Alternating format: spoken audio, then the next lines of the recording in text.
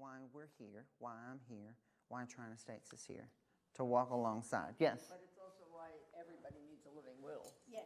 So Yes. yeah. Very good.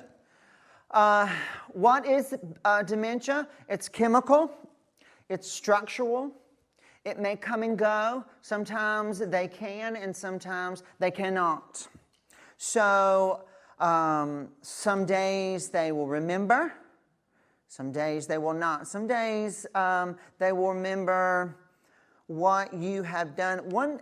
Just one quick story for myself. I just started. I was working with an individual who had dementia. And it's just a couple weeks where I was working with her. Then that next day I come in. She greets me by my name. I did not have my name tag on. I was new. So she greets me. And then another lady just kind of tested the waters, so to speak, and walked up to her, greeted her, and asked her if she remembered her name, which she had been working there for 5 years. And she could not recall, but she could recall my name when I've just been working there a few weeks getting started. So it comes and goes because of how the disease works. It comes and goes, and that can be frustrating. It can be sad. Sometimes it can give us hope if they're having a good day, so to speak. Dementia, there again, structural, chemical. Cells are producing and sending less, okay? Can shine when least expected, so therefore good days, bad days, that's how we kind of like categorize them. We're having a good day, or mom, dad's having a bad day, or those type of things. And that's why, the chemical structure and makeup in your brain, because it is deteriorating, it is dying. Mild cognitive impairment, we just share this because there are a few things that look like dementia, because here we're talking about today, normal versus not normal.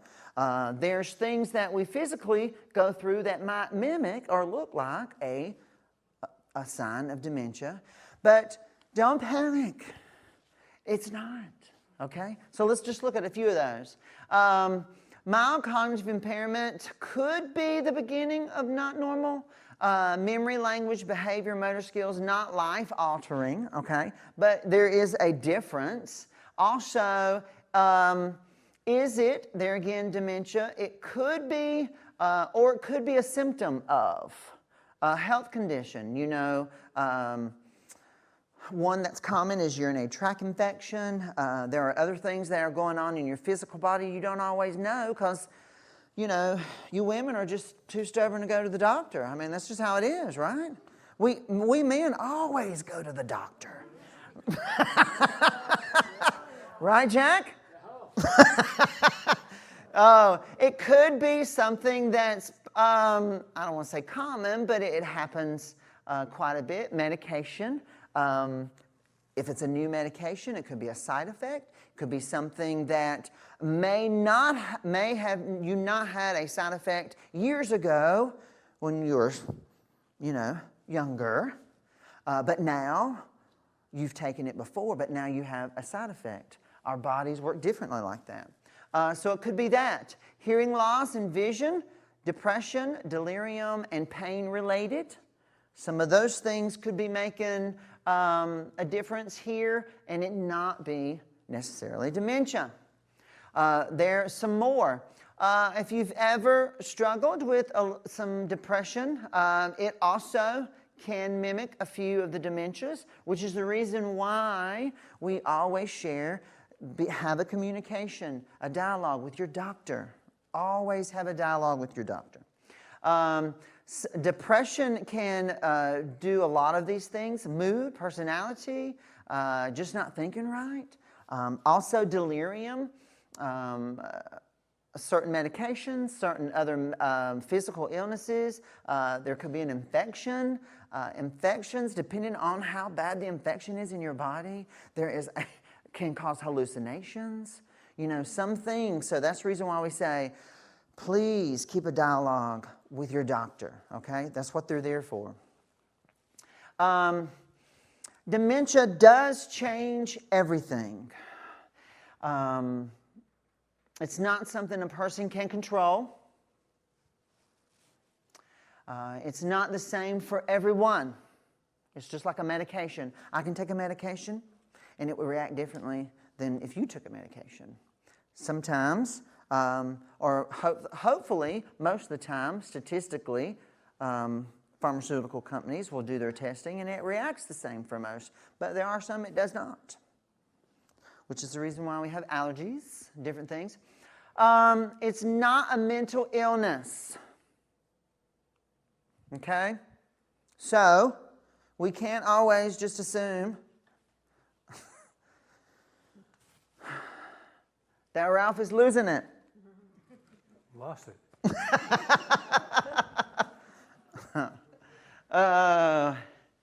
It is real, and as some of you know, is very hard. Now, we show this.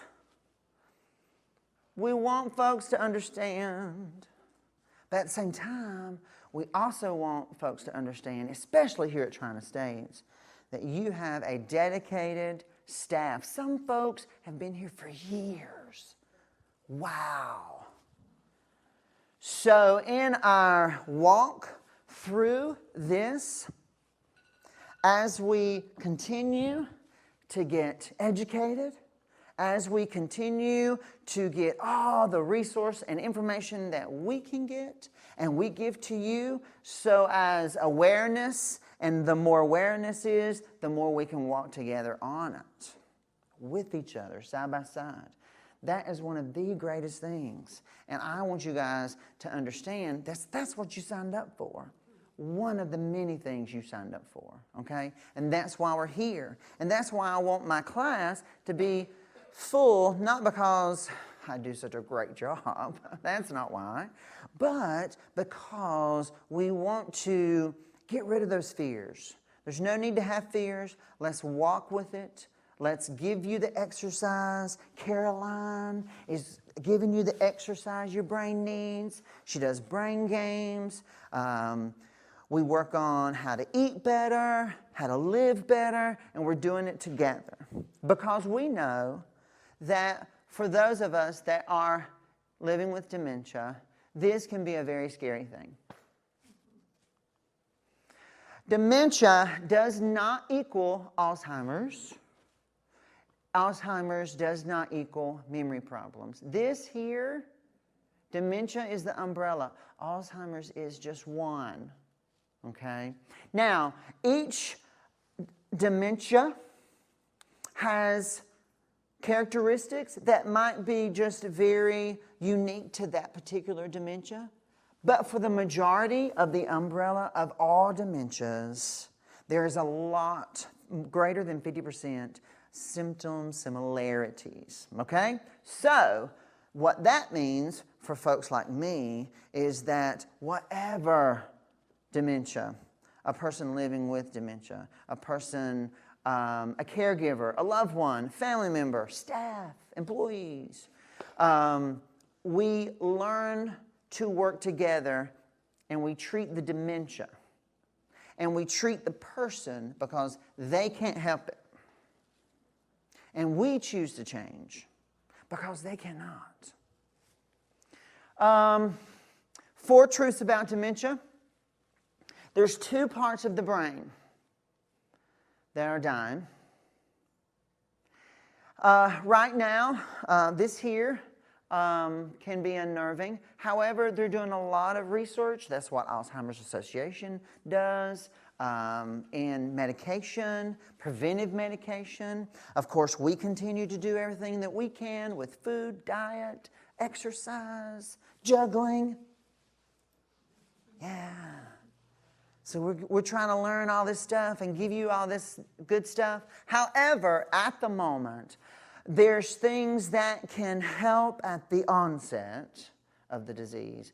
There is not a cure yet.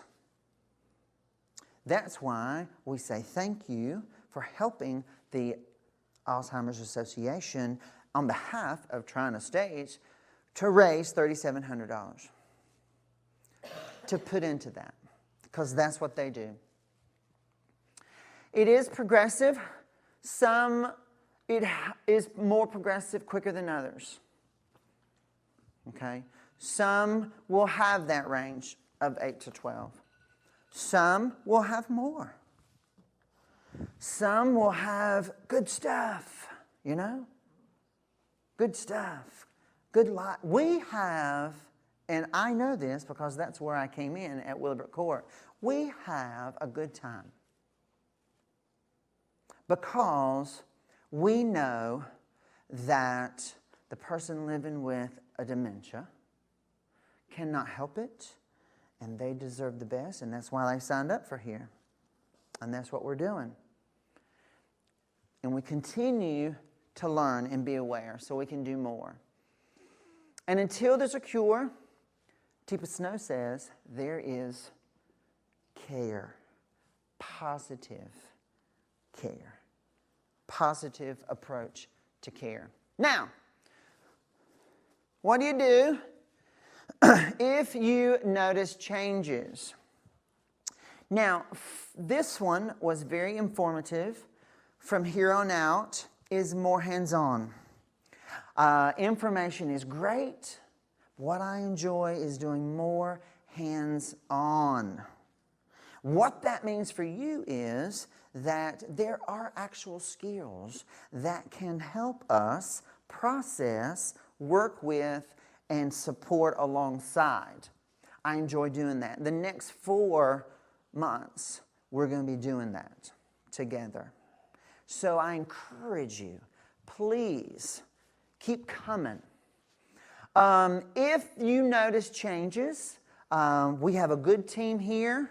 For those of you that know Michelle and Brandy in their office, myself, of course, all staff are getting awareness and training for dementia. You should get an assessment. You should keep that conversation going with your doctor, okay? So assessment, conversation with your doctor. I'm sorry if that irritates you. It just keeps me on track because I like to talk. And if I could do it in music, I would, because, Lillian, I took opera when I was in school. I know. Yeah, fun fact. So I could do the whole presentation in song, but wow, wouldn't that be irritating? So anyway, so now all this awareness stuff is exciting, but what I truly get excited about is the hands-on. There's lots of stuff that's happening in the brain, and we see that and learn that. So things coming forth in the next 4 months is that we will do role play, interact a little bit, and we say, this is what's happening in the brain when we do this, or this is what's happening in the brain when this is going on.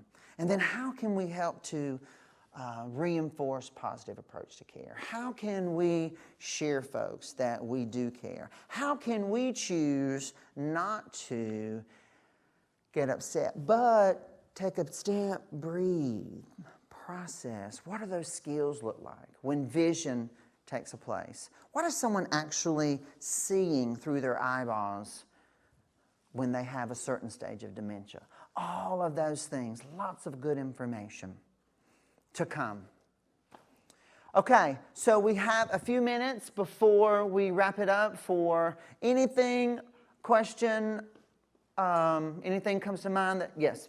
One of the books that I got, and I got it late after Mom was diagnosed, but it's called The 36-Hour Day. Uh-huh. And it's in paperback, but it is explaining what that patient sees. Like they might Great. get in the tub to take a bath, and then while they're there, they don't remember how to turn the faucet off that they turned on. Right. It's just this that's in their heads, and I wish I had known about it prior. Yeah. Great resource. Yes. Does a person realize that they're getting dementia? Good question. We walked through a little bit of that, but to answer the question quickly, There is 50-50. Everything about this is 50-50. Some do. There are some cases they do, and they react in one of two ways. They embrace it and let you help them, or they fight it every step of the way, which is where where we realize that, oh, poor Pam, she's having behaviors again. Toilet paper. And the reality is, it's not behaviors, it's just that she realizes something's going on, and the first steps and the onset, as we call it. And she is reacting how any of us would react when we realize something is going on. But there are some, to answer your question, that do not. And they move through those phases with, hopefully, as we do here, with good supports. So it's 50-50. It's very interesting in one of the workshops, because we do it in different manners of workshops. We can do a 4-hour, we can do a 2 or 3 day workshop. And I'm choosing doing it this way, so you can take this hour, process it, come back, we learn something else. Process it, come back, we learn something else. But it's interesting you should say that, because what happens is in the brain, and as we will learn and see what happens, is that certain parts of the brain, at least 2 to begin, is dying. But others continue to die as the disease progresses. But what's happening is that it's called confabulation, and they're filling in the blanks. Because over here it's firing, in the middle it's not, over here it might be, and to get to here, they've got to fill in the blanks. And so our brain is still truly amazing and can do that. I think that's amazing, that our brain can confabulate and fill in the blanks, even though a lot of times, you know, you shouldn't, Joe, have stolen my checkbook and wrote checks to people. You're stealing my money, and you're fired. But yes, thank you for sharing. Yes? Will any of your discussions talk about how the disease is diagnosed? No. And what I do is resource because I'm not a doctor. And so we really try to leave that, us trainers, really try to leave that to the professionals. Okay? Because when you look at a diagnosis, that's a much professional duty. And if you're having a conversation with your family physician or a practitioner, then that conversation, if there is if they see something while they're talking to you and assessing, then if they're not able, because some do, some family practitioners, some family doctors can do the assessment, but if they are not able to, then they normally will refer you to a neurologist. Yes, would be the next step. So Joe, to answer your question, you know, respectfully, that's not what I do, and I certainly don't want to try to diagnose anyone. I'm just here to build skills and awareness. A lot of our general practitioners in the area will typically refer to a neurologist. And to further speak about your question, Joe, because of training and awareness, if the team, say here at Triana States, has a possible concern, then we do process that because we want to help, we want to support.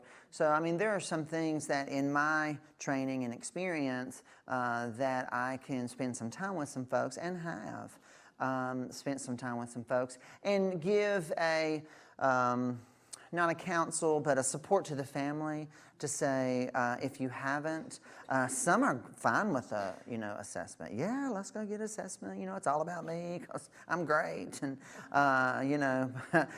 no, you've got something and we're going to figure it. No. But also, it's not, there are some that absolutely not. They are not going to have an assessment because I'm not stupid. You are. I'm not the dumb one here. You are. Well, my time with you is up. If you would like them, they're on the table on your way out. Thank you so much for being here today.